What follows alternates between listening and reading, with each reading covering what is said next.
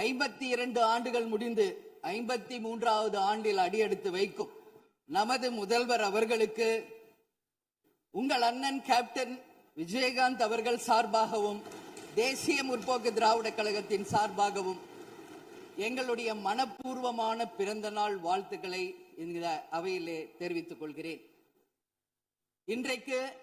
இன்றைக்கு நம்மளுடைய பேரவையில முதல்வர் அவர்களுடைய பிறந்த நாள். முதல்வருக்கு ஒரு கோரிக்கை வைக்கிறேன். இங்கு நான் சட்டமன்றத்திற்கு வந்த நாட்களிலிருந்து அவை பணியாளர்கள் எல்லாருக்கும் இது மாதிரி ஒரு டம்ளர்ல ஒவ்வொரு இடமா போய் தண்ணி கொடுத்துக்கிட்டு இருக்காங்க. இன்னைக்கு நம்ம ரொம்ப அட்வான்ஸ்டா போயிட்டு இருக்கோம். இன்னும் ஸ்டில் அந்த ஓல்டு மாதிரி போயிட்டு இருக்கு. இல்ல ஒரே ஒரு விஷயம் அடுத்ததுங்க, இது மாதிரி கொடுக்கறது ஒன்லி கிளீன்லினஸ் ஒண்ணு. அவை பணியாளர்களுக்கு நிறைய வேலை இருக்கு. ஒவ்வொரு டேபிளா அவங்க தவழ்ந்து கொடுக்கறது நமக்கே பார்க்கறதுக்கு ஒரு மாதிரி இருக்கு. ஸோ சிஎம்க்கு ஒரு ரெக்வெஸ்ட், பெட் பாட்டில்ஸ்ல ஒவ்வொரு டேபிள்லயுமே பாட்டில்ஸ் நீங்க குடி தண்ணீர் வச்சிடலாம். குடிச்சிட்டு அவங்கவுங்க இடத்துல அவங்கவுங்க வச்சிட போறாங்க. இதனால கவர்மெண்ட்டுக்கு எக்ஸ்ட்ரா செலவும் ஒன்றும் வரப்போறது இல்லை.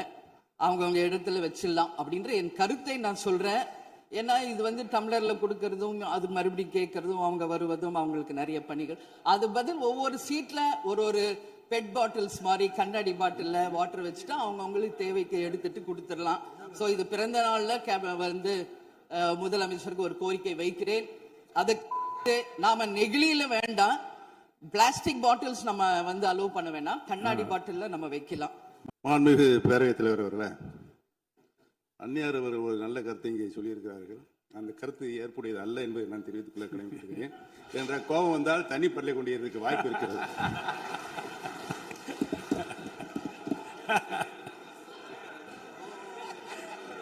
உறுப்பினர் பேசலாம். இப்போ தண்ணி பாட்டில் தான் வீசணும்னு கிடையாது, டம்ளர்ல கூட வீசி அடிக்கலாம். உறுப்பினர் ஒரு நிமிஷம்.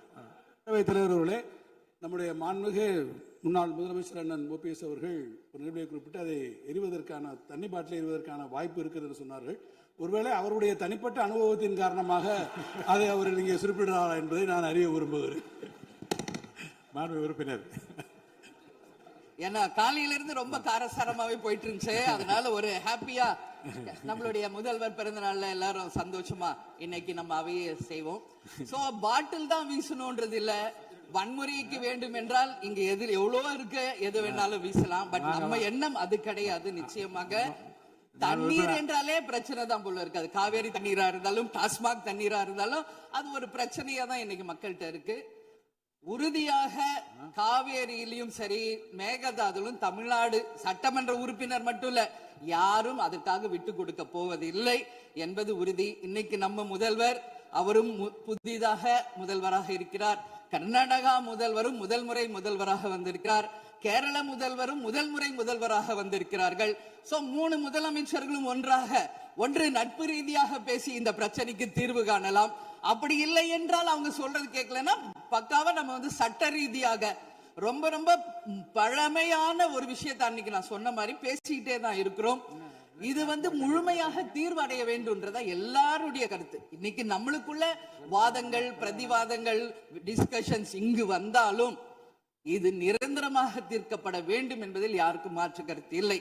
இப்ப 2026 இருக்கும், 3026 வரைக்கும் இது கண்டினியூ ஆகக்கூடாது, இன்னொரு 100 ஆண்டு காலத்திற்கு என்பதுதான் எல்லாருடைய எண்ணம். சோ அது நடக்கணும்.